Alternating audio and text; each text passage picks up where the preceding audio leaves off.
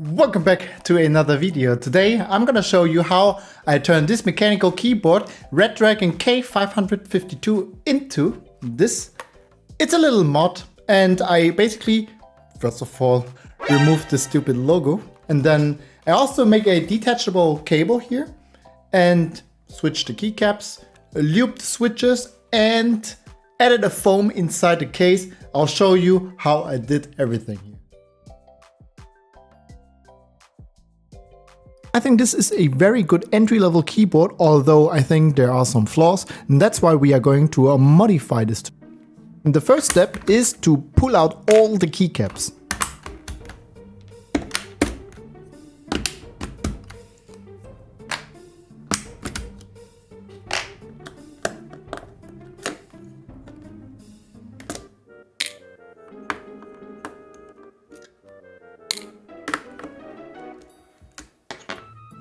On the back we have additional two screws that we have to remove where it holds the cable, and note that these two screws are a little bit different, so don't mix them up with the screws on the switch blades. Once all screws are removed, we can easily pop up the PCB and remove the cable as well.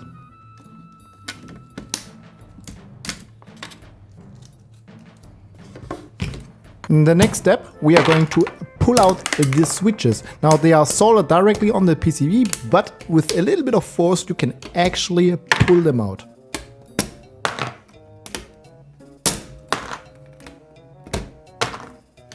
Now this is my favorite part.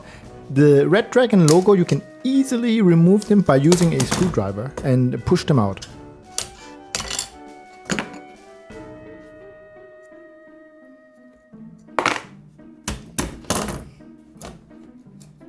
This is not a hot swappable PCB, but as you can see, you can easily put the switches back to the position and it works. Now the most time consuming part here is to lube all the switches. Now these are different from the cherries or Gateron switches, so we have to remove them a little bit different, for example using a screwdriver as shown here. It doesn't really matter what kind of lube you're using, just gently brush a bit on the switches and do it for all the switches. It takes a lot of time, but it's definitely worth it.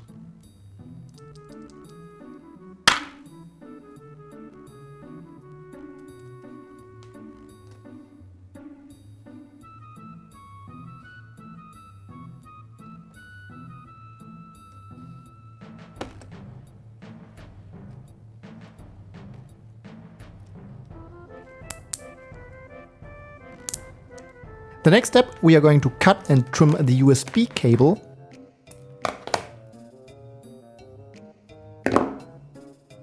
And then use a female adapter for the micro USB.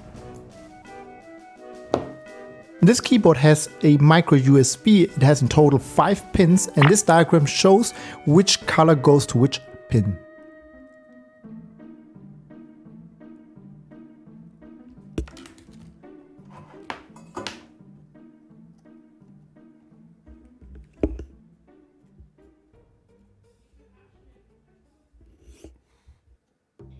After the soldering is done, we can put this adapter to this little piece that I designed and 3D printed, and it fits perfectly to the backside of this keyboard. And as usual, the 3D file is available in the description.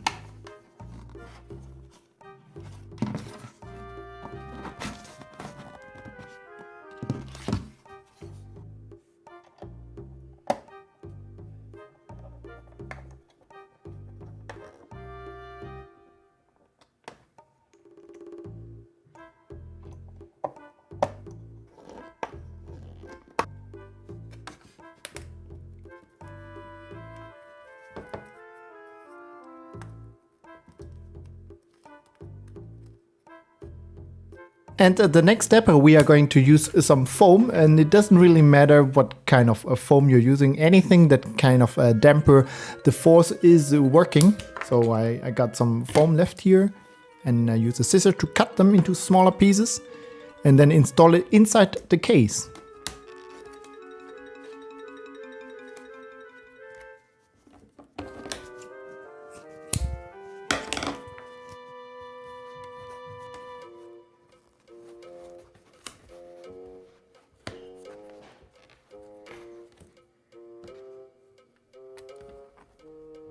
We are almost done. We have to install the switch plate using a few screws, and you can see that the foam is a little bit too thick, but it doesn't really matter.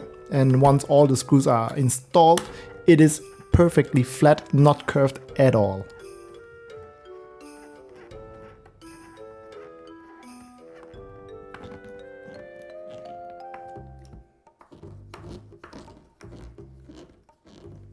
Next up, we are going to install the switches, and even though this is not a hot swappable keyboard, but I'm really amazed that it works so good. It feels like a hot swappable basically. So you have to install them, and I kind of enjoy this process actually.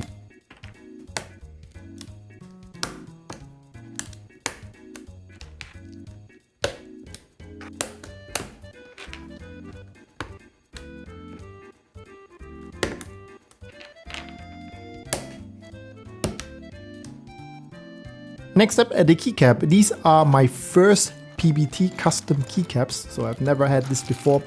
And it's for a full-size keyboard, and since we are using a TKL, we don't need all the keycaps, so we have to sort them first.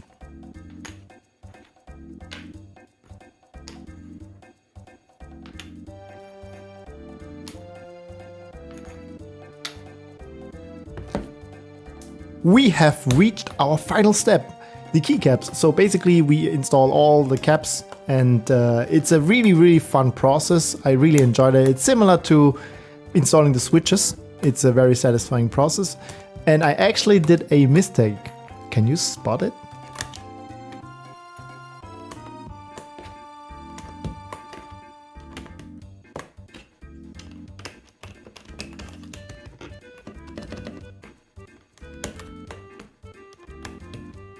Last but not least, we have to remove the logo of the Reddragon and replace it with our name, my name.